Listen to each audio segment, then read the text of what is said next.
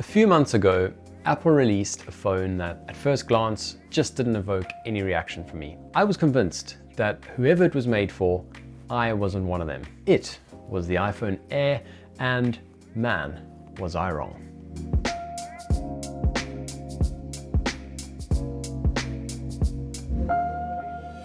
It was only when I actually walked into an iStore and held the Air for the first time that it suddenly hit different.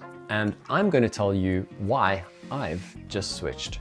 The reviews of this phone are clearly the reason I didn't give it a chance. It's not a Pro, so clearly it's not a flagship. Wrong. Last year, I bought the iPhone 16 Pro Max, having upgraded from the 13 Pro Max, and within a day, my reaction was, nah. It felt like pretty much the same phone for all intents and purposes. But after 5 months with the Air, my excitement hasn't wavered. This should be regarded as a flagship.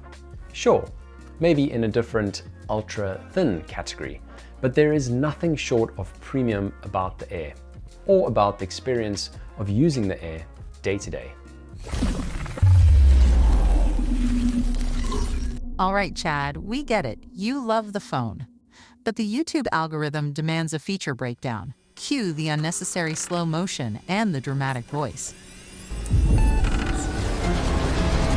A titanium body with glossy finish. Front ceramic glass that has less glare and is more scratch resistant than ever before. A razor thin profile that's featherweight light and great in the hand. A camera bump that houses all of the computing components and yet still keeps what I would regard as the essence of the experience you get on the Pro models. Fast chip, vibrant 120Hz ProMotion display that gets mega bright outdoors. Dynamic island, a great primary camera, and a selfie camera that is the crispiest I've seen in a seriously long time. It's also got a really cool landscape versus portrait switching ability due to its square sensor design. Not to mention keeping the action button and the camera control button, which were released on the last generation of the Pro models. This is a thing of beauty.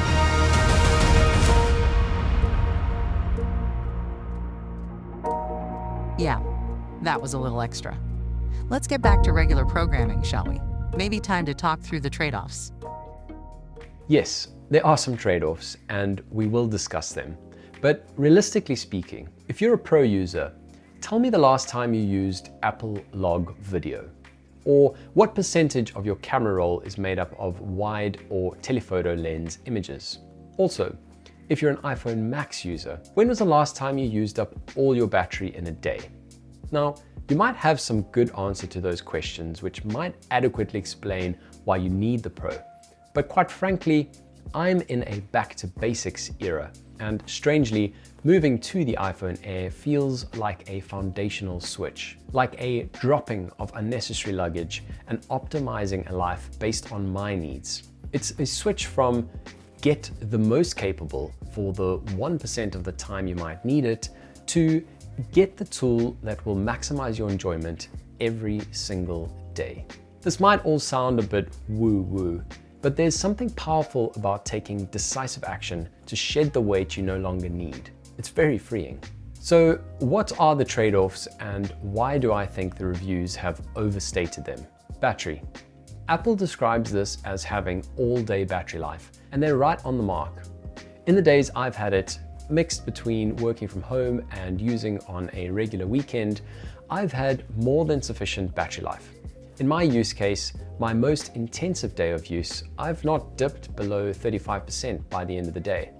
While it may not compare against the latest 17 Pro Max, the battery life on this phone is not bad. Per Apple's website, it's on par with last year's 16 Pro. They've optimized the experience and used more energy efficient components, like the Apple C1X network modem, which ships with the Air. If you're stressed about battery life on a particular day, grab a MagSafe power bank. You'll have the same size profile as a bigger Max for the one day you actually need it, and be able to enjoy the thinner profile for every other day that you don't. Apple sells their own MagSafe battery that is optimized for the Air, but there are plenty of other brands out there. Some which are just as thin, have an even bigger battery capacity, and are actually half the price. I've linked Apple's as well as some other brands down below. Cameras. The Air only has one lens. With a crop on the sensor, you get 2 shooting settings, 1x and 2x. That's it. Look, I rarely ever use the ultra-wide lens anyway. I would use the telephoto lens on occasion, like when going to a concert, but 90% of the time I'm using the standard lens. And you're still getting a great lens on this camera. I'm a Fuji shooter with 3 Fujifilm cameras and an extensive lens lineup. Whenever I travel or need to take photos that I actually care about, I always bring one of my Fujis anyway, because there's no way that any iPhone can match what my Fujis can do. So this was a no-brainer for me. Also, the fact that I no longer have macro mode is liberating. There's nothing more annoying than the auto switch that iPhones do when you actually don't want them to.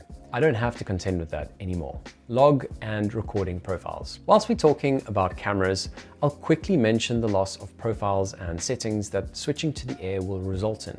When the 16 Pro Max was released, I got really excited about all the additional formats and higher quality I could start filming in. More than a year later, did I ever use any of it? No.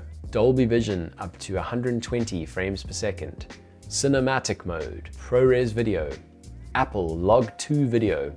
I used none of it. USB-C speed. The port is slower on the Air. You get similar fast charge percentage boost times in charging, but if you regularly transfer files using your USB-C port, then that's something to note. For me, I have a self-hosted image server using the open source Image, which backs up all of my photo roll over Wi-Fi.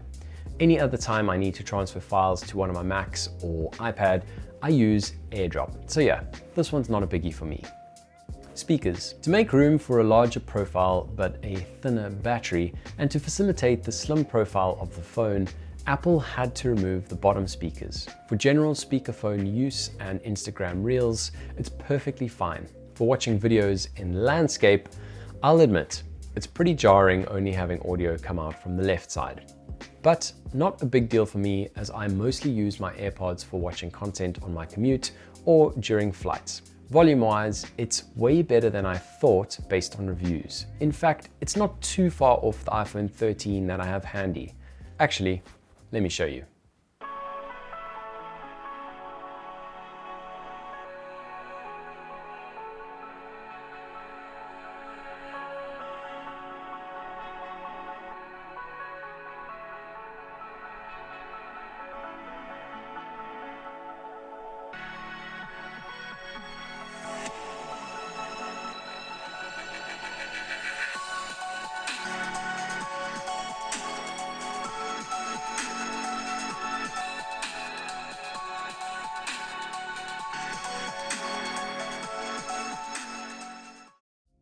Thermals. The phone can get warm under more taxing tasks, but magically the heat is only at the top. I'm always holding my phone at the bottom, so this has been a non-issue for me. eSIM. In coming up with this design, some cuts had to be made. Removing the SIM slot was of course a no-brainer. Switching to eSIM was incredibly easy, and now that I've done it, I won't need to worry about it for years to come. Again, non-issue. The beauty and lightness of this device drives an experience that is totally unique and totally enjoyable. This is a back to basics device, optimizing for every day rather than some days. I've made my case. The benefits outweigh the trade-offs for me, and consequently, I've made my decision. But what's keeping you in the Pro lineup? Let's chat in the comments below. I've also left an affiliate link below if you'd like to get your hands on one. When I bought mine, Amazon had £200 off of the 512GB model. So click the link and take a peek at what the latest pricing is like on Amazon. If you do end up getting one, using my link helps out the channel. So thank you. If you've enjoyed the video, I'd appreciate if you hit that like button down below and hit subscribe if you'd like to see more from me in the future. That's all for today. I'll see you in the next one.